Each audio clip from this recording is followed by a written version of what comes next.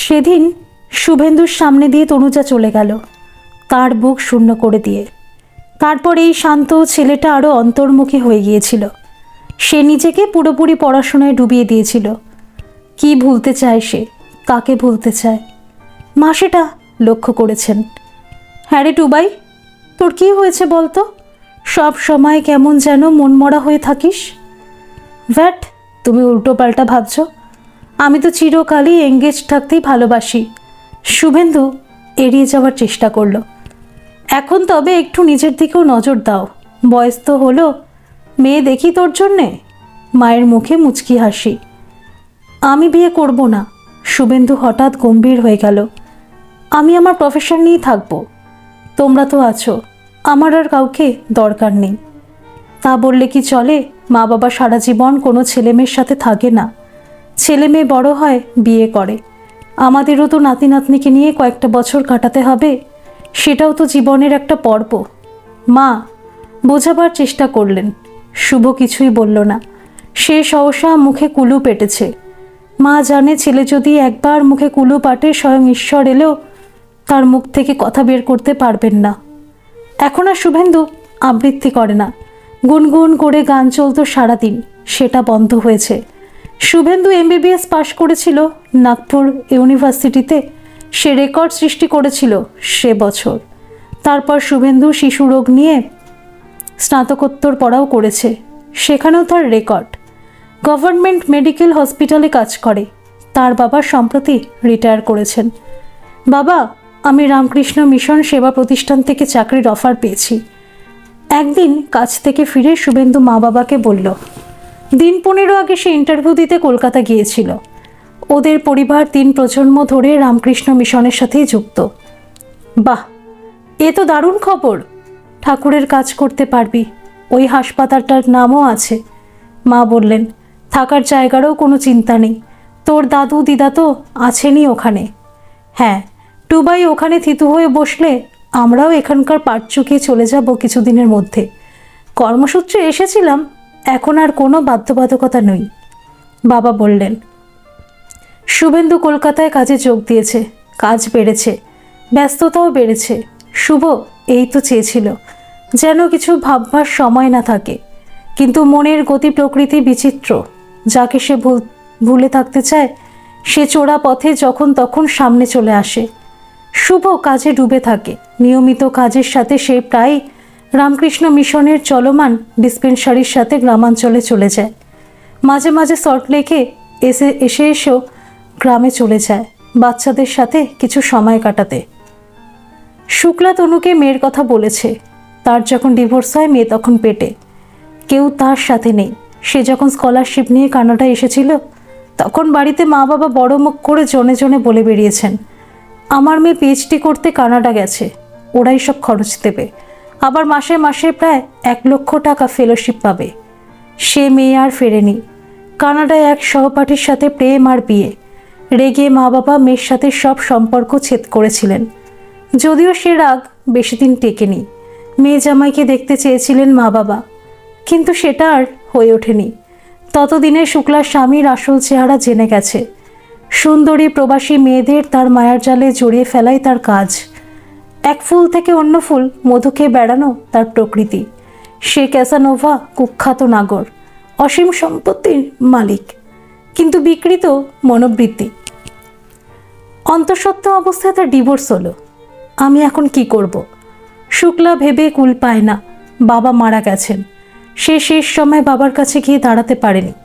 মাথাতে ভীষণ আঘাত পেয়েছিলেন। শুক্লা মাকে কি বলবে, কি করে বোঝাবে যে আমি এক প্রতারকের ফাঁদে পড়ে নিজের জীবন নষ্ট করেছি? সে সন্তান জন্মের পূর্ববর্তী অবসাদে ভুগছে। শরীরে ভালো থাকে না। সকালে বমি বমি পায়, গা ম্যাচ ম্যাচ করে। শুক্লা বিছানায় শুয়ে শুয়ে হাউ হাউ করে কাঁদে। কিন্তু শুনবার কেউ নেই। টাকা দিয়ে সব প্রয়োজন মেটে না। দাদা বোনের সাথে সম্পর্ক ছিন্ন করেছে। শুক্লার মেয়ে জন্মালো।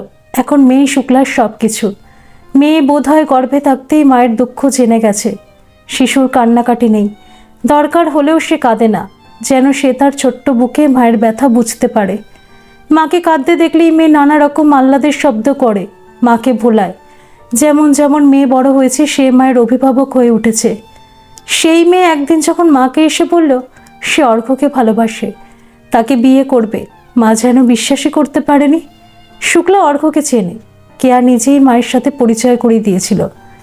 কেয়া তখন এমডি পাশ করে গাইনোকোলজি নিয়ে উচ্চশিক্ষা নিচ্ছে। ডাক্তারি উত্তর আমেরিকায়, অর্থাৎ আমেরিকা, কানাডা আর মেক্সিকোতে স্নাতকোত্তর ডিগ্রি। বিএসসি পাশ করার পরে ঢোকা যায়। অর্ঘ্য কমল কার্ডিওলজিস্ট, ইন্ডিয়াতে এমএস পাশ করে কানাডায় এসেছে গবেষণা করবার জন্য। দেশ থেকে কেউ ক্যালাগারি ইউনিভার্সিটি আসলেই শুক্লা অদ্ভুতভাবে খবর পেয়ে যায়। তাকে ধরে নিয়ে যায় নিজের বাড়িতে। ছুটির দিনে আড্ডা বসে তার বাড়িতে। সকলকে আসতে হবে, অলিখিত নিয়ম। অর্ঘ্য কমল একই নিয়মে শুক্লাদের বাড়ি আসতে আরম্ভ করেছিল। শুক্লা জানে অর্ঘ্য কানাডায় গবেষণা করতে এসেছে, ডক্টরেট শেষ করে দেশে ফিরে যাবে। কেয়াও জানে। তুই চলে যাবি? শুক্লা আশ্চর্য চোখে তাকিয়ে আছেন মেয়ের দিকে। কেয়া এদিকটা ভেবে দেখেনি। সত্যি তো, আমি মাকে ফেলে কি করে যাব? কিন্তু সে যে অর্ঘ্যকে ভালোবেসে ফেলেছে। না না, আমি তোকে বাধা দিচ্ছি না। অর্ঘ্য ভালো ছেলে, শান্ত, ভদ্র, পরিমার্জিত। সব থেকে বড় কথা, সে আমার মেয়েকে অকৃপণভাবে ভালোবাসে। মা মেয়েকে কাছে টেনে বললেন, আচ্ছা, আমি ওর সাথে কথা বলবো। কি কথা বলবে মা? কেয়া সভয়ে মায়ের দিকে তাকিয়ে আছে। আরে, বিয়ের প্ল্যান করতে হবে না? ওর মা বাবার সাথেও তো কথা বলতে হবে। এটা তো এই পাড়া ওই পাড়ার সম্পর্ক নয়, দুই মহাদেশের সম্পর্ক। শুক্লার মেয়ের বিয়ে হলো। মেয়ে স্বামীর সাথে কলকাতা চলে গেল। সেখানে তারা স্বপ্নের সংসার করবে। শুক্লার বুক আবার শূন্য হয়ে গেল। কিন্তু শুক্লার স্বমহিমায় আবার নিজেকে সামলিয়ে নিয়েছেন। তার বাড়িতে সপ্তাহান্তের আড্ডা চলছে। তিনি এখনও দু একজন মেয়েকে নিজের বাড়িতে এনে রাখছেন, তাদের মনের জোর জোগাচ্ছেন, যথাসাধ্য সাহায্য করছেন। মেয়ে জামাইয়ের সাথে প্রায় প্রতিদিন ফোনে নয় স্কাইপে কথা হয়। শুক্লা প্রতি বছর পুজোর সময় মেয়ের কাছে কলকাতায় যান। ছেলের জন্মের আগে পর্যন্ত মেয়ে জামাইও কানাডায় ঘুরে যেত, এখন একটু কমেছে। শুক্লা মেয়ের কাছে তনুর গল্প করেছেন, কয়েকবার স্কাইপে কথাও হয়েছে তাদের। কেয়ার ছেলে মাস ছয়েক এক অদ্ভুত রোগে ভুগছে। তার প্রায় জ্বর হয়, বেশি নয়, সব সময় 100 ডিগ্রি নিচেই থাকে জ্বর। কিন্তু শিশুটি অত্যাধিক দুর্বল হয়ে পড়ছে, সব সময় নিস্তেজ হয়ে বিছানায় পড়ে থাকে, অসারে পায়খানা প্রস্রাব করে ফেলে। 4 বছরের শিশু, মা বাবা দুজনেই ডাক্তার। অনেক রকম পরীক্ষা নিরীক্ষা হয়েছে, নানা রকম টেস্ট হয়েছে, নানা চিকিৎসা চালিয়ে যাচ্ছে তারা, কিন্তু কিছুতেই লাভ হয়নি। শেষ পর্যন্ত মা বাবা শুভেন্দুর ব্যাপারে জানলো। অনেক তো চেষ্টা করলাম, একবার ডাক্তার শুভেন্দু ব্যানার্জিকেও দেখিয়ে নিই। শুনেছি অনেক ক্রিটিক্যাল কেস উনি সফলভাবে সারিয়ে তুলেছেন। কেয়া বলল। দুজনে ছেলেকে নিয়ে শুভেন্দুর কাছে গিয়ে উপস্থিত হলেন। শুভেন্দু সব রিপোর্ট দেখল, বিভিন্ন ডাক্তারদের ডায়াগনোসিসও দেখল। কোনো রকম ইনফেকশন নেই, সব রিপোর্ট নেগেটিভ। তবে ওর ওজন কমে যাচ্ছে কেন? খাওয়ার ইচ্ছা চলে গেছে বলছেন। ওর মুখে স্পটগুলো, শরীরে চাকা চাকা এই দাগগুলো তো অন্যরকম সংকেত দিচ্ছে। শুভেন্দু বলল। কেয়ার মুখ শুকিয়ে গেল। মা বাবা সাংঘাতিক কিছু শুনবার আশঙ্কা করছে। আপনি কি সন্দেহ করছেন ডাক্তার ব্যানার্জি? আমরা নিজেও ডাক্তার, আমাদের কাছে কিছু লোকাবেন না। অর্ঘ্য কমল বললেন। না না, গুরুতর কিছু নয়। আমার আশ্চর্য হচ্ছে, এত সব স্পেশালিস্ট দেখালেন ওকে, এই ব্যাপারে খেয়াল হয়নি কেন তাদের? শুভেন্দু বলল। কি ডাক্তার ব্যানার্জি? মা বাবা দুজনে একসাথে বলে উঠলেন। ওর কৃমি হয়েছে, অনেক দিন থেকে রয়েছে ওর পেটে। আমি 90% নিশ্চিত। আমি দুটো টেস্ট লিখে দিচ্ছি, একটা ব্লাড টেস্ট আর একটা স্টুল, অর্থাৎ পায়খানা পরীক্ষা। শুভেন্দু বলল। পরীক্ষা করে দেখা গেল শুভেন্দুর অনুমান অভ্রান্ত। এবার কি করবেন ডাক্তার ব্যানার্জি? অর্ঘ্য বলল। আমার নাম শুভেন্দু, অর্ঘ্যদা। আপনি আমাকে শুভ বলতে পারেন, আপনারা দুজনেই আমার সিনিয়র। শুভ হেসে বলল। হ্যাঁ হ্যাঁ ডাক্তার, মানে শুভেন্দু। অর্ঘ্য হেসে বলল। এটা কমন বাচ্চাদের সমস্যা, অনেক রকম ওষুধ আছে, একবার খাওয়ার ওষুধ, অ্যান্টিপার, আরও অনেক ওষুধ। কিন্তু এইসব ওষুধের একটি কমন সাইড এফেক্ট হচ্ছে, এইসব ওষুধ বাচ্চাদের নর্মাল ডাইজেস্টিভ সিস্টেমটা নষ্ট করে দেয়, লিভারের ওপর নেগেটিভ প্রভাব পড়ে। শুভেন্দু বলল। তাহলে? কেয়া জিজ্ঞাসা করল। ছোটবেলায় আমারও কৃমির সমস্যা হয়েছিল, তখন আমাদের ডাক্তার আমাকে একটা ওষুধ দিয়েছিলেন, সেটা খেয়ে আমার আর কোনো দিন কৃমি হয়নি। শুভেন্দু যেন নিজের অতীতে চলে গিয়েছিল। ওই ওষুধটা এখনো পাওয়া যায়? অর্ঘ্য জিজ্ঞাসা করল। দেখতে হবে। শুভ প্রয়োজনীয় ওষুধটা খুঁজে নিয়ে এসেছিল। ওষুধ নিয়ে সে নিজেই কেয়ার বাড়িতে গিয়ে উপস্থিত হলো। সেন্টামিক্স। এটা কি আয়ুর্বেদিক ওষুধ নাকি হোমিওপ্যাথিক? কেয়া বলল, এই ওষুধটা ছোটবেলায় আমিও খেয়েছি। সত্যি, কেয়ার ছেলে এক ডোজ ওষুধ খেয়েই সুস্থ হয়ে গিয়েছিল। সেই থেকে দুই পরিবারে আসা যাওয়া শুরু হলো। শুভেন্দুই বেশি যায়। অর্ঘ্য আর কেয়া দুজনেই ব্যস্ত ডক্টর। তারপর ছেলে আছে, সে স্কুলে যায়। শুভেন্দু মাকে নিয়ে যায় মাঝে মাঝে। বাচ্চাটার ওপর মায়ের বড় মায়া পড়ে গেছে। শিশুরা আসল ভালোবাসা খুব সহজেই বুঝতে পারে। শুভেন্দু মাকে নিয়ে ওদের বাড়ি আসলেই তাকে নিয়ে নিজের ঘরে চলে যায়। দিদা তাকে গল্প বলে, ছড়া শেখায়, টুকিটাকি খেলনা কিনে দেয়, ধাঁধা শেখায়। আর সে সঙ্গে সঙ্গে ছুটে গিয়ে মা বাবাকে সে ধাঁধা জিজ্ঞাসা করে। মা বাবা বলতে পারে না, আর ছেলের কি হাসি। টুটুল দিদাকে বিরক্ত করবে না, মা চোখ বড় করে। না না, ও আমাকে মোটেও বিরক্ত করে না। ও আমারই নাতি। আমি আমার বাড়িতে নাতি নাতনির মুখ দেখার আশা তো ছেড়েই দিয়েছি। কৌশানী দীর্ঘশ্বাস ছেড়ে বললেন, কেন কেন, আপনি শুভর একটা বিয়ে দিয়ে দিন। কেয়া বলে, করলে তো? কী রে? মা ছেলের দিকে তাকান। কেন মা? আমি তো বলেছি আমি কোনো দিন বিয়ে করব না। শুভেন্দু গম্ভীর কণ্ঠে বলে, কেন কেন বিয়ে করবে না কেন? তোমার পড়াশোনা শেষ হয়েছে, পেশাগতভাবে তোমার ফিল্ডের নামও হয়েছে তোমার। নিজের না পারো, আমরা খুঁজবো তোমার জন্য মেয়ে। অর্ঘ্য প্রস্তাব দিল, না, আমি এই বেশ আছি। আমাদের পেশায় পড়ার কোনো শেষ নেই। আচ্ছা ছাড়ো না এইসব কথা। অর্ঘ্য আর কথা বাড়ালো না। কৌশানী একবার অর্থবহ দৃষ্টিতে কেয়ার দিকে তাকালেন। পরে একদিন শুভেন্দু কেয়াদের বাড়ি গিয়েছিল। কথায় কথায় কেয়া হঠাৎ শুভকে জিজ্ঞাসা করে, আচ্ছা শুভ, সত্যি করে বলো তো, তোমাকে কোনো মেয়ে ডিচ করেছে যে তুমি আজীবন ব্রহ্মচর্যের পণ করে বসে আছো? শুভ একবার আস্তে করে কেয়ার দিকে তাকালো। না, আমি তনুজাকে হারিয়েছি আমার নিজের কাপুরুষতার জন্য। তনুজার নাম শুনে কেয়ার কান খাড়া হয়ে গেল। ও অনেকবার নানা অছিলায় আমার কাছে, আমার পাশে এসে দাঁড়িয়েছে, কিন্তু আমি এতই ক্যাবলা ছিলাম যে কোনোদিন ওর সাথে একটা কথা বলিনি। এমনকি আমি নাগপুরে ইনস্টিটিউট অফ সায়েন্স থেকে বেরিয়ে চলে যাচ্ছি মেডিকেল কলেজে ভর্তি হব বলে, সেদিনও আমার সামনে এসে দাঁড়িয়েছিল, কিন্তু আমি আমার মুখে কুলু পেটে নিয়েছিলাম। ও বিরক্ত হয়ে চলে যাওয়ার সময় আমাকে তার নাম, ঠিকানা, ফোন নাম্বার দিয়ে গিয়েছিল। আমি আমার সংকোচের জন্য ওর সাথে যোগাযোগ করিনি। সব আমার দোষ। তারপর একদিন আমার চোখের সামনে থেকে বিপ্লব ওকে করে বিয়ে করে নিয়ে চলে গেল। আমি দাঁড়িয়ে দাঁড়িয়ে দেখলাম। শুভেন্দু ম্রিয়মাণ মুখে মাথা নিচু করে রয়েছে। হ্যাঁ, এই দেশে এটাই একটা সমস্যা। মা বাবারা বয়ঃসন্ধির সময় থেকেই তাদের ছেলে মেয়েদের মাথায় ঢুকিয়ে দেয় পরস্পরের সংস্পর্শ থেকে দূরে থাকবে, মেয়েদের সাথে কথা বলবে না, মেয়েদের সাথে মিশবে না। মেয়েদের শাসন তো আরও কড়া। কেয়া বলল, কিন্তু যা হয়ে গেছে সেটা ফেরানো যাবে না। অনেক সময় পার হয়ে গেছে। তুমি কি সারা জীবন বসে বসে মাথা খুঁড়বে? তুমি মুভ অন করবে না? না, আমি বিয়ে করব না। আমি আমার পেশা নিয়েই থাকব। আমি নানা টপিক নিয়ে পড়াশোনা করি, পেপার লিখছি, দেশ বিদেশের সায়েন্স ম্যাগাজিনে সেগুলো ছেপেছে, গবেষণা করব। এই তো গত সপ্তাহে কানাডা থেকে একটা ফেলোশিপ অফার হয়েছে। কানাডা থেকে? কোথায়? কেয়া লাফিয়ে উঠল। ক্যালগারি থেকে। ও হ্যাঁ, আমি তো ভুলেই গেছি, তুমি তো ক্যালগারিতেই ছিলে। তুমি ওই অফারটা নিয়ে নাও শুভ। ওখানে আমার মা রয়েছে। যত ইন্ডিয়ান ওখানে পড়তে যায় আমার মা তাদের খুঁজে বার করে। প্রতি সপ্তাহে আমাদের বাড়িতে মজলিস বসে। আমার মা ভীষণ আমোদে। দেখবে তোমার ওখানে ভালো লাগবে। কেয়া উত্তেজিত কণ্ঠে বলল। কেয়ার অনুপ্রেরণায় শুভেন্দু কানাডায় গবেষণার প্রস্তাবটা গ্রহণ করেছে। যেদিন শুভেন্দু ক্যালগারি বিমানবন্দরে নামল, ইউনিভার্সিটির প্রতিনিধির সাথে শুক্লাও গিয়েছিলেন। সেই প্রথম পরিচয়। শীঘ্রই সে পরিচয় গভীর হয়েছে। শুক্লার এই এক মস্ত গুণ, তিনি সহজেই সকলকে আপন করে নিতে পারেন। সেদিন শনিবার। প্রতি শনিবার বিকেলে শুক্লার বাড়িতে মজলিস বসে। এক সময় যারা শুক্লার বাড়িতে থেকেছেন, যাদের শুক্লা নিজের করে নিয়েছিলেন, তারা সকলে এখন তার বৃহৎ পরিবারের অংশ হয়ে গেছে। তিনি সবার শুক্লাদি, শুধু তনুজাই ওনাকে মা বলে ডেকেছে। তাই তনুর সাথে ওনার সম্পর্ক অন্য পর্যায়ের। সকাল থেকে তিনি তনুর সাথে ব্যবস্থা করছেন।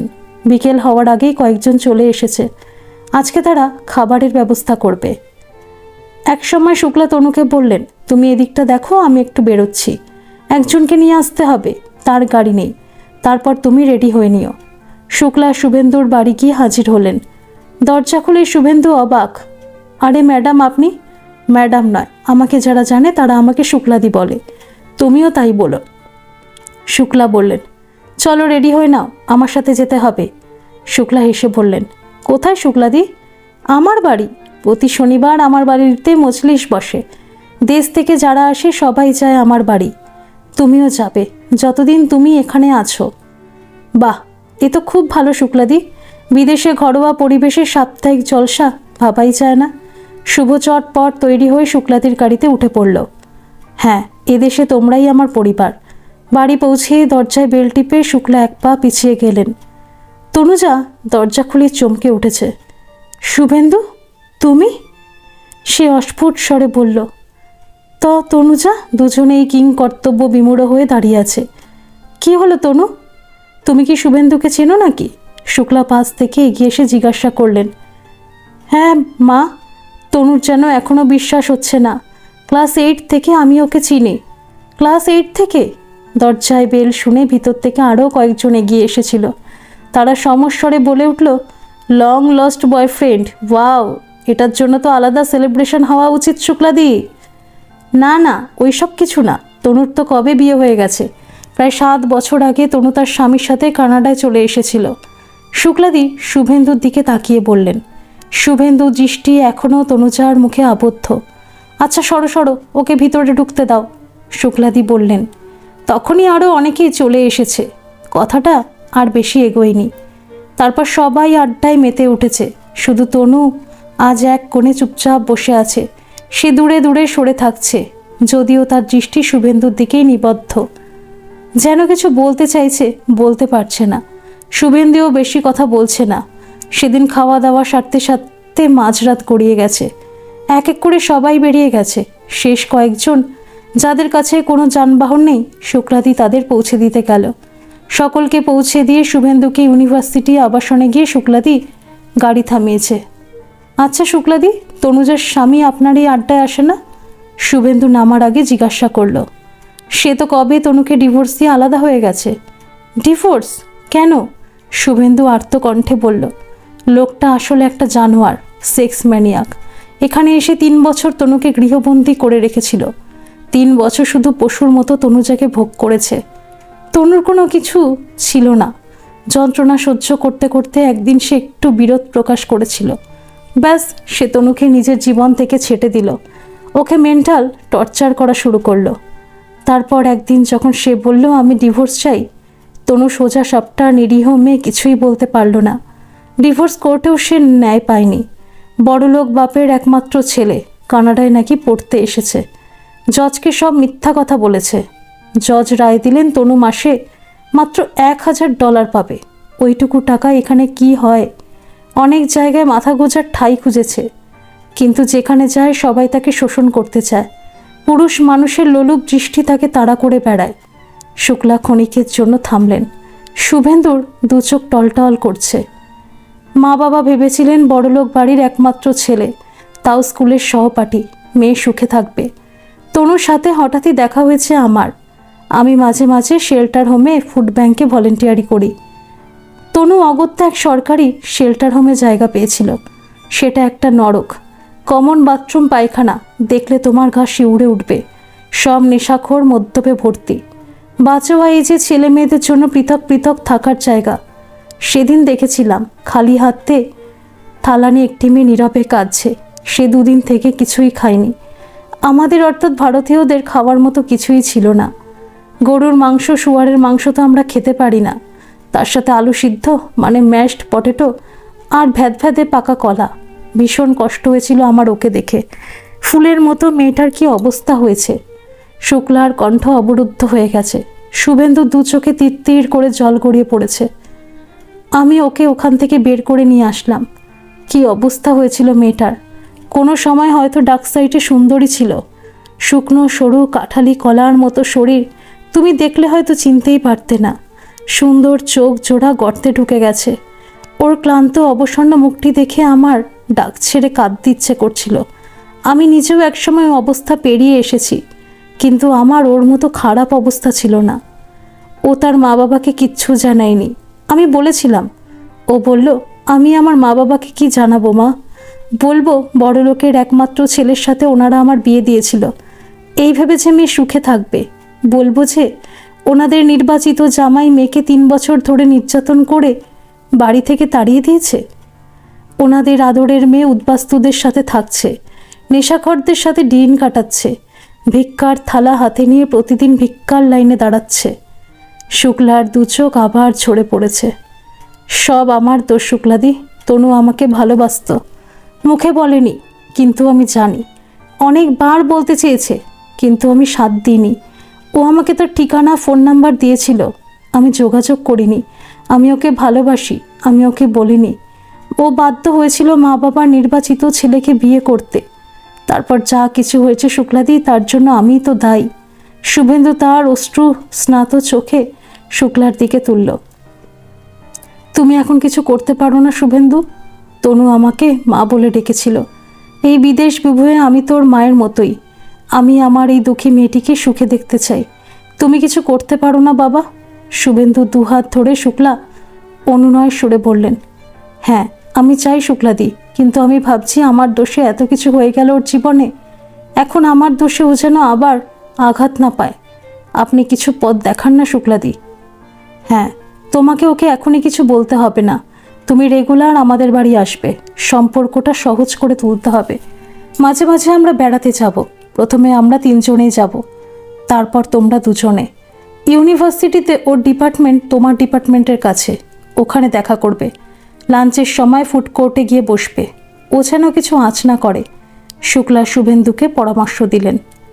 পরদিন থেকে শুভেন্দু শুক্লাদির বাড়ি যেতে আরম্ভ করল। শীঘ্রই দুজনার মধ্যে লজ্জা দ্বিধা সংকোচে সব আড়াল সরে গেছে। ঘরে থাকলে দুজনে কাছাকাছি থাকে। তনু যা কিছু কাজ করে শুভেন্দু তার পাশে থাকে, সাথে থাকে। দুজনে কখনো তনুজার ঘরে বসে গল্প করে, কখনো ব্যালকনিতে দাঁড়িয়ে গল্প করে। দুজনে সকালে একসাথে ইউনিভার্সিটি যায়। সুযোগ পেলে পরস্পরের সাথে সেলফোনেও কথা বলে। দুপুরে খাওয়ার সময় দুজনে ফুড কোর্টেও পৌঁছে যায়। আমি তো বলেছি, এখানে তোমারই আমার পরিবার। আমার মেয়ের গাড়িটা গ্যারাজে পড়ে পড়ে নষ্ট হচ্ছে, তোমরা এটা ব্যবহার করো। আমার এই মেয়েরও সুবিধা হবে। শুভেন্দু আর আপত্তি করেনি। শুক্লা গাড়িটা শুভেন্দুর নামে ট্রান্সফার করে দিয়েছিল, তাতে দুজনার সুবিধাই হয়েছে। কাজে যাওয়া ছাড়া দুজনে গাড়ি নিয়ে বেরিয়ে যায়। শুভেন্দু প্রতি শনিবার সকাল সকাল শুক্লাদির বাড়ি চলে যায়। তার বরাবর ভোরে ওঠার অভ্যাস। এমনও হয়েছে শুভ সকালে শুক্লাদির বাড়ি পৌঁছে দরজায় বেল টিপেছে, আর তনু হাই তুলতে তুলতে এসে দরজা খুলে শুভেন্দুকে দেখে হঠাৎ চঞ্চল হয়ে পড়েছে। তুমি এসে গেছো এত সকালে? রাতে কি ঘুমাওনি নাকি? না, তোমার স্বপ্ন দেখছিলাম জেগে জেগে। শুভ খুনসুটি করে। ধ্যাত, সকাল সকাল এসব কি বলছো? জল খাবার খেয়ে দুজনে বিকেলের আড্ডার জন্য বাজার করতে বেরিয়ে যায়। ক্যালগারির উত্তর পূর্ব প্রান্তে সব ভারতীয় দোকান। দেশের মাছ তরকারি মিষ্টি দুজনে যথেচ্ছ বাজার করে। শুভেন্দু নিজের ব্যাংকে তনুজার নাম ঢুকিয়ে দিয়েছে। কেনাকাটার জন্য সবসময় কার্ডটা ব্যবহার করবে। কেমন? কেন, আমার কাছে টাকা আছে শুভ। তনু হেসে বলল। আমি জানি তনু, আমি জানি আমার কোনো অধিকার নেই, কিন্তু শুধুমাত্র আমার জন্য নিয়ে নাও প্লিজ। শুভেন্দু করুণ স্বরে বলল। তার দু চোখ ছলছল করে উঠেছে। আচ্ছা ঠিক আছে শুভ। দুজনে নীরবে পরস্পরের দিকে তাকিয়ে আছে। তুমি জানো, ওই 3 বছর আমার কাছে 1 পয়সা থাকতো না। আমার বড়লোক বাড়িতে বিয়ে হয়েছিল, কিন্তু আমার কাছে আমার নিজস্ব ব্যাংক কার্ড ছিল না, মোবাইল ফোন পর্যন্ত ছিল না। ও বাড়িতে না থাকলে আমার কোথাও ফোন করবার উপায় থাকতো না। বিপ্লব ফোন লক করে দিয়ে যেত। খাঁচার পাখির মতো প্রতিদিন নিজেকে অমানুষ বাধ্যের হাতে অত্যাচারিত হওয়ার জন্য প্রস্তুত করা। ঘেন্না ধরে গিয়েছিল আমার। তনুর চোখে ব্যথার স্মৃতি। শুভেন্দু জানে এই পৃথিবীতে কেউ কারো কান্না মুছে দিতে পারে না। কান্না জলো বাতাসের মতো রুক্ষ পৃথিবীকে কান্নায় সহনীয় করে তোলে। অতীতকে মনে করে নিজেকে কষ্ট দিও না তনু, আমি জানি সব আমার দোষ। শুভ ব্যথিত কণ্ঠে বলল। তোমার কি দোষ শুভ? তুমি কি করেছো? আমার কাপুরুষতার জন্য তোমাকে ওই জানোয়ারের হাতে নিজেকে সমর্পণ করতে হয়েছে তনু। তুমি আমাকে ভালোবাসতে, আমাকে যোগাযোগ করবার সূত্র ধরিয়ে গিয়েছিলে। আমি এগোইনি, আমি সাড়া দিইনি। আমি তোমাকে ভালোবাসি, কিন্তু সংকোচের দেওয়াল সরাতে পারিনি। তোমাকে যা কিছু সইতে হয়েছে সব আমার কারণে তনু। শুভ মাথা নিচু করে বসে রইল। তনু অবাক দৃষ্টিতে তাকিয়ে রয়েছে। শুভেন্দু আর তনুজার সম্পর্ক আরও গভীর হয়েছে। দুজনে পরস্পরের সাথে নিজের মনের সব কথা খোলাখুলি বলে। শুভেন্দু ছায়ার মতো তনুজার সাথে থাকে। অতীতের কোনো স্মৃতি যাতে কখনো তনুকে আলোর থেকে অন্ধকারের দিকে ঠেলে না দেয়, শুভেন্দু তার খেয়াল রাখে। দুজনে একসাথে কাজে যায়। শুভ সকাল সকাল চলে যায় তনুর কাছে। বিকেলে যদি কোনোদিন তনুর বেরোতে দেরি হয়ে যায়, শুভ দাঁড়িয়ে থাকে। তনু লজ্জিত হয়, আফসোস প্রকাশ করে। না তনু, তুমি লজ্জিত হবে না। সংকোচ আর লজ্জা আমাদের অনেক ক্ষতি করে দিয়ে গেছে। আর না, তুমি জীবনে সব কিছু বেস্ট ডিজার্ভ করো। কেয়ার, অ্যাটেনশন, ভালোবাসা তোমার তাই পাওয়া উচিত তনু। তুমি সেটা পাবে, শুভ বলল। তনু ঝাপসা চোখে তাকিয়ে আছে। শুভ আস্তে করে তনুর কাঁধে টোকা দিয়ে বলল, না তনু না। শুভেন্দু প্রতিদিন তনুর জন্য ছোট ছোট আনন্দের মুহূর্ত খুঁজে বের করে। সেদিন শনিবার দুজনে ক্রস আইরন শপিং মলে ঘুরছে। হঠাৎ শুভ একটা দোকানের শোকেসের সামনে দাঁড়িয়ে গেল। এখানে তুমি কি দেখছো? দোকানটা মহিলাদের পোশাকের দোকান। দেখো এই ড্রেসটা কি সুন্দর, শুভ বলল। বাবা, মেয়েদের পোশাকেরও খবর তুমি রাখো? তনু হাসল। না মানে, আমার মনে হলো এটা তোমাকে বেশ মানাবে। শুভেন্দু মুখে লাজুক হাসি নিয়ে বলল, এটা ডিজাইনার ড্রেসের দোকান বুঝলে মশাই, দাম দেখলে ভিড়মি খেয়ে যাবে। তনু বলল, চলো ঢুকে দেখি না। দেখতে তো আর পয়সা লাগে না। দুজনে ঢুকে পড়ল। একজন সুসজ্জিতা আধুনিক মেয়ে এসে এগিয়ে আসলো। শুভেন্দু শোকেসের পোশাকটার দিকে ইঙ্গিত করলো। মেয়েটা তনুর মাপ দেখে পোশাকটা বের করে দিল। একটা দামি জিন্স প্যান্ট আর সাথে মানানসই টপ। এটা $250। তনু দামের লেভেল দেখে বলল, চলো চলো, এইসব দোকানে কি ঢুকতে আছে? না না, তুমি একবার পরে দেখো তো। তনুজা ট্রায়াল রুমে ঢুকে গেল। পোশাকটা পরে তনু বেরিয়ে আসলো। কেমন লাগছে গো? অদ্ভুত, অসাধারণ। এই প্যান্টটার সাথে ওই আকাশি রঙের টপটাও ভালো মানাবে তোমায়। তনু আবার নিজের পোশাক পরে ট্রায়াল রুম থেকে বেরিয়ে এসেছে। এগুলো প্যাক করে দিন, শুভেন্দু দোকানের মেয়েটিকে বলল। এই এই কি করছো? এই দুটো টপ নিলে $350 লাগবে। তনু বিস্ফারিত নয়নে বলল। তাতে কি হয়েছে তনু, একবার কিনতে দাও না। শুভেন্দু অনুনয় সুরে বলল। তনু মুখ ঘুরিয়ে নিয়েছে। কাপড়ের দোকান থেকে বেরিয়ে শুভেন্দু তনুকে নিয়ে একটা জুতোর দোকানে ঢুকলো। কার জন্য জুতো কিনবে? তোমার জন্য অবশ্যই তনু। ডিজাইনার জামা প্যান্টের সাথে ডিজাইনার জুতো লাগবে না? এই জামার সাথে কি চটি পরলে চলে? সেদিন বাড়ি ফিরতে ফিরতে তাদের বিকেল হয়ে গিয়েছিল। বিকেলে আড্ডার জন্য লোকজনও আসতে শুরু করেছে। তনু চট করে বাথরুমে ঢুকে মুখ হাত পা ধুয়ে সেদিন কেনা নতুন পোশাক পরে আসলো। সবার মুখ হাঁ হয়ে গেছে। এই পোশাকটা তো দারুণ লাগছে তোমার গায়ে, অনেকে একসাথে বলল। আমরা ক্রস আইরন মিলস মলে গিয়েছিলাম আজকে, ও আমাকে কিনে দিয়েছে।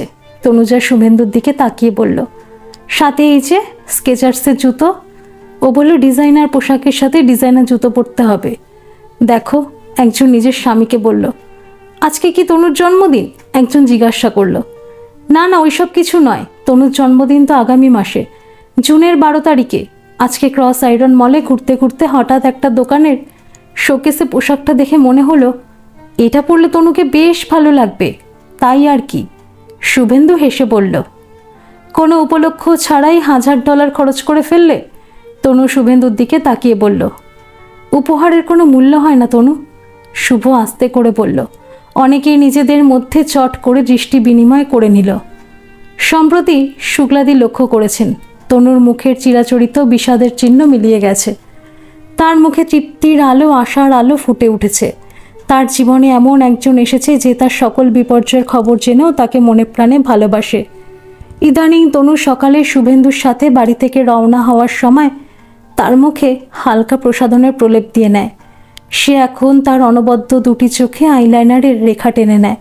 পাতলা দুটি ঠোঁট লিপস্টিকের ছোঁয়া আরও বেশি আকর্ষণীয় হয়ে ওঠে। প্রথম প্রথম সে গাড়িতে পিছনের সিটেই বসত। এখন শুভ যদি গাড়ি থেকে নেমে পিছনের দরজা খুলে ধরে, তনু হেসে সেটা বন্ধ করে দেয়। তুমি কি আমার ড্রাইভার? আমি তোমার পাশে সিটেই বসবো। ওরা মাঝে মাঝে 2-3 দিনের জন্য ক্যালগারির বাইরে বেড়াতে যায়। শুক্লাদি চায় ওরা দুজনে যাতে তাদের সম্পর্কটা দানা বাঁধতে পারে, কিন্তু শুভেন্দু সব সময় জোর করে শুক্লাদিকেই নিয়ে যায়। সে বলে এখানে শুক্লাদিত্য কেউ নেই, ওনারও তো মাঝে মাঝে একটু পরিবর্তন দরকার। শুভেন্দু সব সময় সজাগ থাকে যাতে তনু কখনো নিজেকে অসহায়, অরক্ষিত অথবা বিপর্যস্ত মনে না করে। সেদিন শুভেন্দু তনুকে নিয়ে শহরের এক প্রান্তের সংরক্ষিত বনাঞ্চলে বেড়াতে গেছে। চারিদিক অপার্থিব নীরবতা, অজানা পাখির কুজন, সবুজের সমারোহ, ঝর্ণা, ছোট ছোট নদী বয়ে যাচ্ছে। তনু মুগ্ধ নয়নে চারিদিকে তাকিয়ে দেখছে। হাঁটতে হাঁটতে দুজনে অনেক গভীরে চলে এসেছে। শহরের কোলাহল, ব্যস্ততার কোনো চিহ্ন নেই সেখানে। হঠাৎ তনু যা সম্বিত ফিরল, এই আমরা কোথায় চলে এসেছি? আমরা কি হারিয়ে গেছি? তনু সব হয়ে চারিদিকে তাকাচ্ছে। ভয় নেই তনু, আমি তো আছি, আমার কাছে নিজেকে বিপর্যস্ত মনে করো না। শুভেন্দু তনুকে আশ্বাস দিল। না না তো শুভ, আমি তোমার কাছে নিজেকে বিপর্যস্ত মনে করি না। তনু শুভেন্দুর একটা হাত ধরে বলল, থ্যাংক ইউ তনু, আমি যেন তোমার বিশ্বাসের মর্যাদা রাখতে পারি। আমার বিশ্বাস আছে শুভ, তার সত্যি শুভ সজাগ থাকে। সেদিন বিকেলে শুভেন্দু আর তনুজা কাজ থেকে বাড়ি ফিরেছে। দেখল শুক্লাদি চিন্তিত মুখে বসে রয়েছেন। কি হয়েছে মা, তোমাকে চিন্তিত দেখাচ্ছে? তনু শুক্লার কাছে গিয়ে দাঁড়ালো। তেমন কিছু না, কালকে সুদেশনা ওর স্বামীর সাথে আমাদের বাড়ি আসছে, শুক্লাদি বললেন। ও তাই নাকি, তাহলে চিন্তার কি আছে? তনু বলল। আরে কালকে তো আমাদের বেড়াতে যাওয়ার কথা, ব্যানফে হোটেল বুক করা রয়েছে, এখন ক্যান্সেল করবার উপায় নেই। প্রোগ্রাম স্থগিত করব, তারিখ বদলাবো, তার উপায় নেই। অক্টোবর পর্যন্ত যত ছুটির দিন আছে সব হোটেল ভর্তি, শুক্লাদি বললেন। তাহলে উপায়? শুভ তনুর দিকে তাকালো। না মানে আমি বলছিলাম তোমরা দুজনে ঘুরে এসো না, আমি তো সব জায়গাগুলো বহুবার দেখেছি, শুক্লাদি প্রস্তাব দিলেন। আমরা দুজনে একা যাব? শুভ বলল। দুজনে একা কি করে হয় শুভেন্দু? শুক্লাদি হেসে বললেন। তাতে কি হয়েছে শুভেন্দু, তুমি ওর সাথে যেতে পারবে না তনু? তুমি তো অনেক দিন থেকেই শুভেন্দুকে দেখছো। শুক্লা তনুর দিকে তাকিয়ে বললেন। তনু তৎক্ষণাৎ কোনো উত্তর দিতে পারল না। আমি ভাবছি বুকিংটা ক্যান্সেল করে দিই শুক্লাদি, শুভ বলল। তাতে তোমার অনেক টাকা মার যাবে শুভেন্দু, এবার তো তোমরা দুজনে প্ল্যান করে সব ব্যবস্থা করেছিলে। ব্যানফে রিসর্ট, জ্যাসপারে হোটেলে 2টো রুম, শুক্লাদি বললেন। সেটা বড় ব্যাপার নয় শুক্লাদি, এখন সিচুয়েশন পাল্টে গেছে। আমি চাই না তনুর অহেতুক স্ট্রেস হয়, পরে সুযোগ সুবিধা হলে দেখা যাবে, শুভ সংযত সুরেই বলল। না, আমি শুভর সাথে যাব, কোনো প্ল্যান পাল্টাতে হবে না, আমি ওকে বিশ্বাস করি। তনু শুভেন্দুর দিকে তাকিয়ে বলল। থ্যাংক ইউ তনু, শুভর মুখে শান্তির আলো। ও খুব ভালো ছেলে তনু, আমি আমার জীবনের অভিজ্ঞতা দিয়ে বলতে পারি, ওর কাছে সব মেয়ের মর্যাদা আছে, তুমি ওর চোখ দেখলেই বুঝতে পারবে, শুক্লাদি বললেন। দুজনে প্ল্যান অনুযায়ী বেরিয়ে পড়ল। ভ্যান অফ ক্যালগারি থেকে 100 কিলোমিটার দূরে একটি ছবির মতো মনোরম জায়গা। শহরের সীমানা ছাড়িয়ে একটু এগোতেই হঠাৎ যেন এক স্বর্গরাজ্য চোখের সামনে চলে আসে। জুনের শেষে ক্যালগারিতে প্রচণ্ড গরম, তাপমাত্রা 40 ডিগ্রি পর্যন্ত উঠে যায়। শহর থেকে বেরোলেই তুষারাচ্ছাদিত পর্বতমালা আপনার দিকে এগিয়ে আসবে। জ্যৈষ্ঠ মাসে হঠাৎ মলয়ের সমীরণ আপনাকে অভিভূত করে দেয়। চারিদিকে রকি মাউন্টেন, অর্থাৎ কালো আর ধূসর রঙের পাথুরে পাহাড়, পাহাড়ের খাঁজে খাঁজে হিমবাহ ঝুলে রয়েছে। সহস্র ঝর্ণা নেমে এসেছে বিভিন্ন পাহাড়ের গা বেয়ে। তনু বারে বারে খিলখিলিয়ে উঠছে। এই দেখো দেখো, কি সুন্দর না? যেমন যেমন দুজনে তাদের গন্তব্যের কাছে পৌঁছচ্ছে, ঠান্ডা বেড়ে চলেছে। শুভেন্দু গাড়ির মধ্যে তাপমাত্রা বাড়িয়ে দিয়েছে।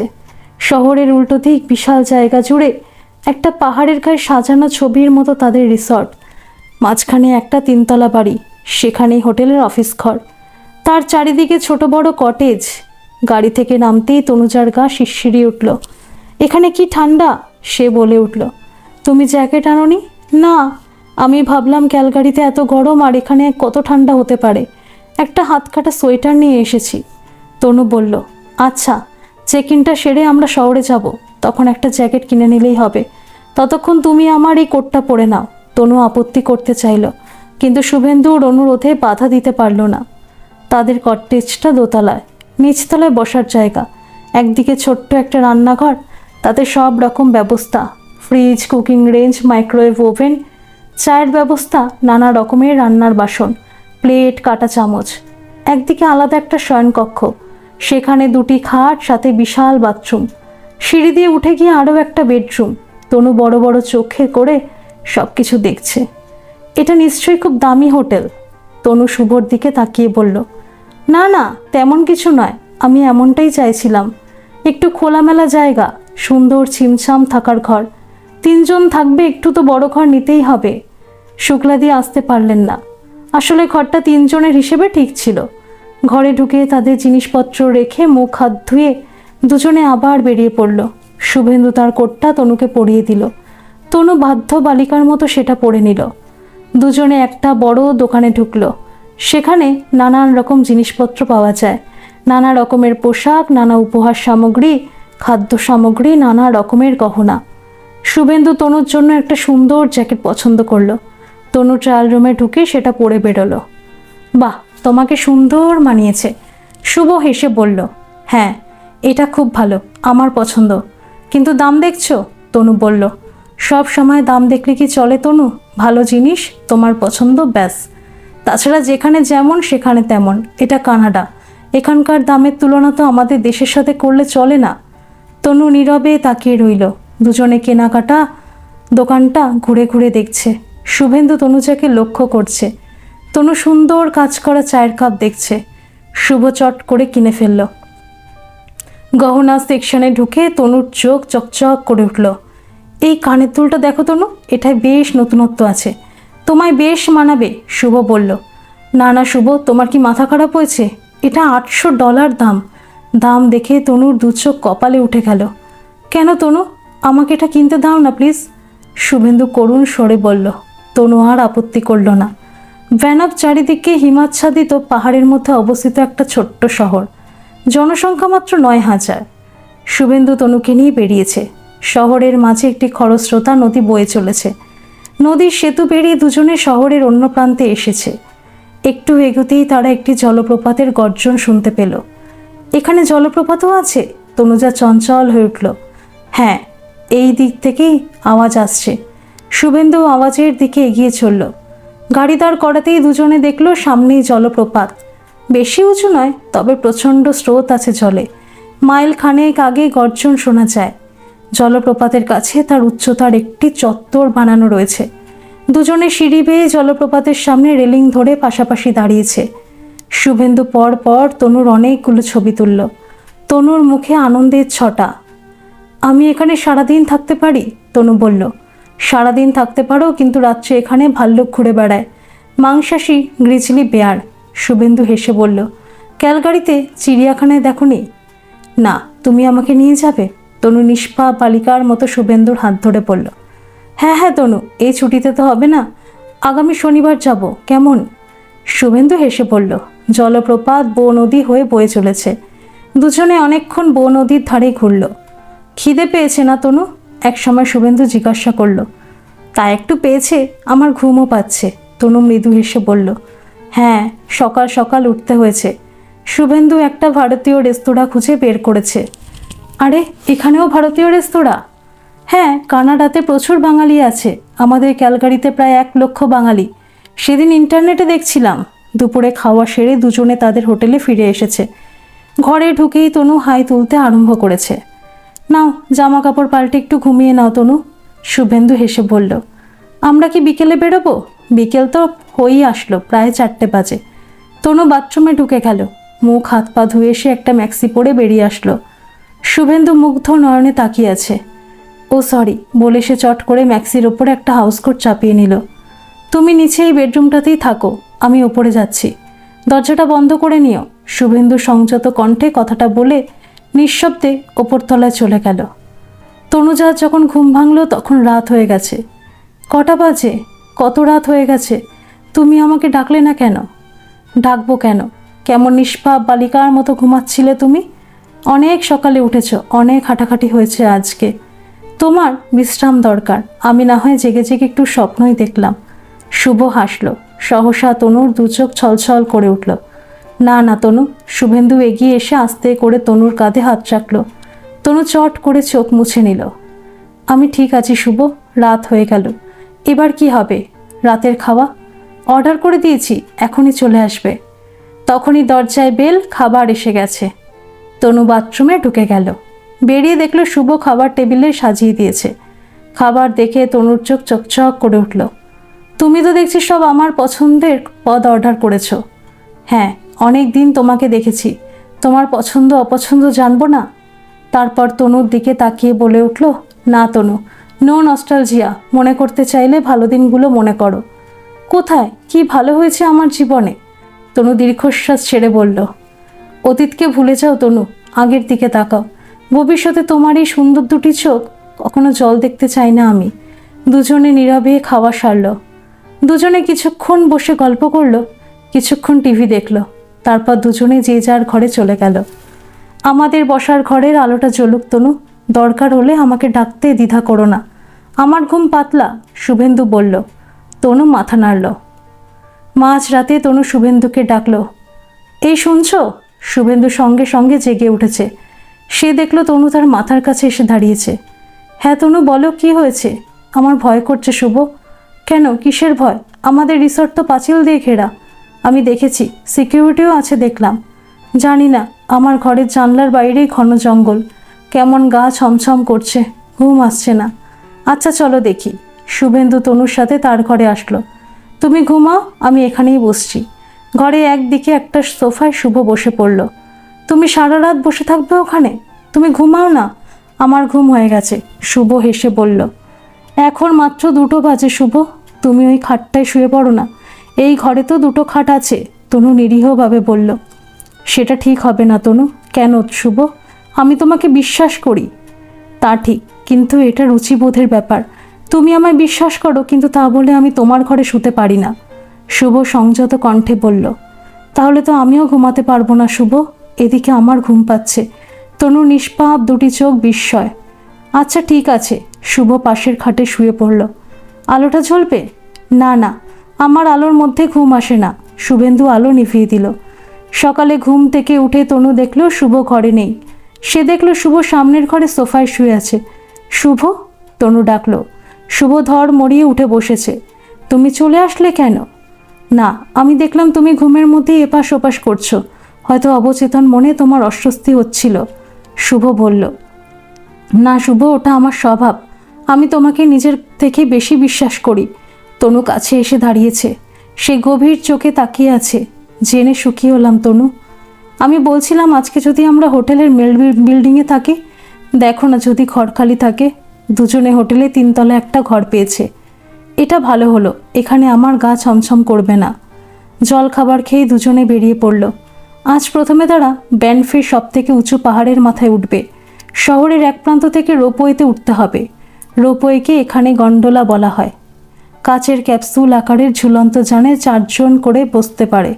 যদিও ওদের জানে ওরা দুজনেই আছে। পাহাড়ের পাদদেশে নদীর এপার থেকে গন্ডোলা চলতে আরম্ভ করলো। তনু শুভেন্দুর জামা খামচে ধরে আছে। এই, আমরা পড়ে যাব না তো? তনু ভয়ার্ত কণ্ঠে বলল। তা কখনো হয় নাকি? এতগুলো গন্ডোলা চলছে, ওপরে তাকাও, ওই পাহাড়টার মাথায় আমরা উঠব। ধীরে ধীরে তনু ধাতস্থ হয়েছে। শেষ পর্যন্ত তাদের গন্ডোলা পাহাড়ের মাথায় পৌঁছেছে। পাহাড়ের মাথায় সুন্দর পর্যটন কেন্দ্র, কাছের রেস্তোরাঁ, তার চারিদিকে রেলিং দেওয়া হেঁটে বেড়াবার জায়গা। এখানে ঠান্ডা আরও বেশি। শো শো করে হাওয়ার আওয়াজ। অনেক নিচে শহরটা, খেলনার মতো লাগছে। রূপালি ফালির মতো নদী। আবার ফেরার পালা। ফেরার সময় আর তনু ভয় পায়নি। সেদিন দুজনে অনেক দুর্গম জায়গায় ঘুরে বেরিয়েছে, কখনো গাড়িতে, কখনো পায়ে হেঁটে। তনু নিজেকে শুভেন্দুর ভরসায় সমর্পণ করে দিয়েছে। তাও সে শুভেন্দুর হাত চেপে ধরে থাকে। কখনো সে ভয় শুভেন্দুর পিছনে মুখ লুকাচ্ছে, কখনো চোখ বন্ধ করে নিচ্ছে। শুভেন্দু তনুজাকে আগলে রেখেছে। শহরের উল্টো প্রান্তে তাদের হোটেল রিসর্ট। তার পাশ দিয়ে সরু রাস্তা এঁকে বেঁকে নিচে ব্যানফের দিকে বিখ্যাত মিনিওয়াঙ্কা সরোবরের দিকে চলে গেছে। রাস্তার দুদিকে খাদ। রাস্তাটা এতটাই সরু যে উল্টো দিক দিয়ে গাড়ি আসলে দুজনকেই প্রথমে দাঁড়িয়ে যেতে হয়, তারপর আস্তে আস্তে পরস্পরের গা ঘেঁষে কোনো রকমে বেরিয়ে যাওয়া। গরমকালে রাস্তায় জায়গায় জায়গায় গাড়িগুলোকে নিয়ন্ত্রণ করবার জন্য লোক নিয়োগ করা হয়। রাস্তার বাঁকে বাঁকে চমক মানুষের জন্য অপেক্ষা করে। কোথাও হঠাৎ রাস্তা চওড়া হয়ে গেছে, কোথাও হরিণের পাল আপনার জন্য অপেক্ষা করছে। মানুষের আভাস পাওয়া মাত্র নিমেষে জঙ্গলে উধাও। কোথাও হঠাৎ সরোবরটা দেখা যাচ্ছে, মনে হবে এই তো এসে গেলাম।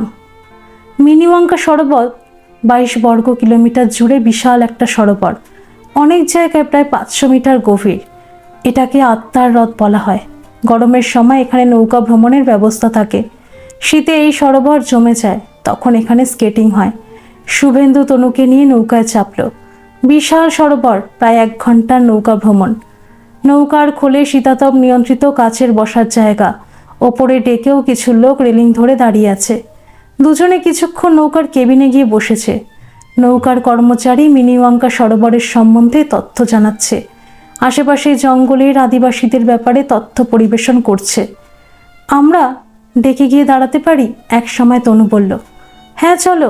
দুজনে ডেকে উঠে রেলিং ধরে দাঁড়িয়েছে। তনু এক হাতে রেলিং ধরেছে, অন্য হাতে শক্ত করে শুভেন্দুর হাত চেপে ধরে আছে। রেলিং থেকেই মানুষটা বেশি বিশ্বাসযোগ্য।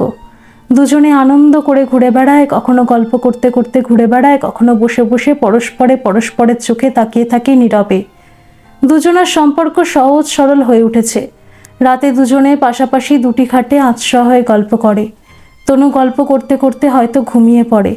শুভেন্দু মুগ্ধ নয়নে কিছুক্ষণ তাকিয়ে থাকে, তারপর উঠে তনুর গায়ে চাদর ঠিক করে দেয়। আলো নিভিয়ে শুয়ে পড়ে নিজের বিছানায়। ব্যানফের পরে দুজনে জ্যাম্পায়ারের পথে রওনা হয়েছে। জ্যাসপার ব্যানর থেকে 300 কিলোমিটার দূরে পাহাড়ের মধ্যে আরও একটি মনোরম জায়গা। অনবদ্য প্রকৃতি সুষমার মাঝে ডাগর দুটি চোখের মিতালি হয়ে অতলস্পর্শী গভীর আখির সাথে।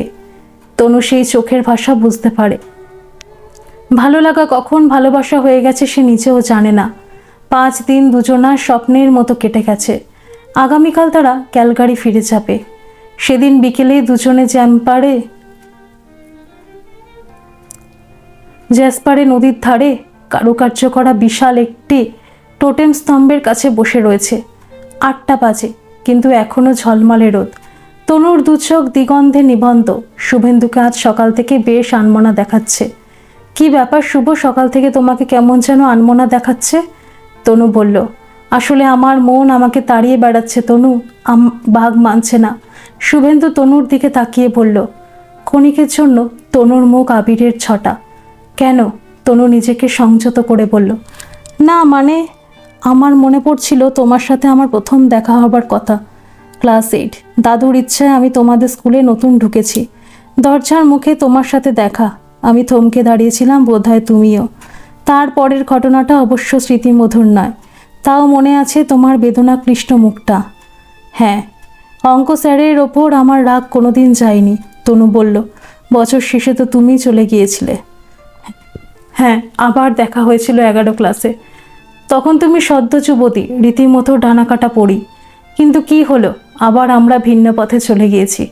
তুমি সম্পর্ক রাখতে চেয়েছিলে, আমি হাত বাড়াইনি। আবার তোমায় দেখলাম যেদিন তুমি বিপ্লবকে বিয়ে করে চলে যাচ্ছ। শুভেন্দু একটা দীর্ঘশ্বাস ছাড়ল।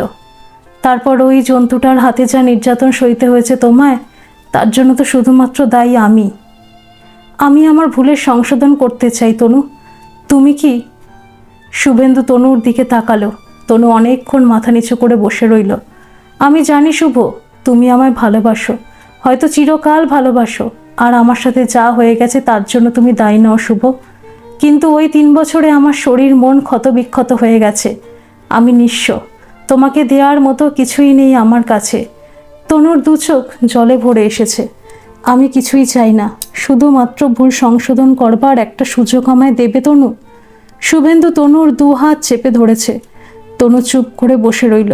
কিছুক্ষণ পরে শুভ তার হাত ছেড়ে দিয়েছে। আমি জানি তনু, এই প্রশ্নের এইভাবে চট করে উত্তর দেওয়া যায় না।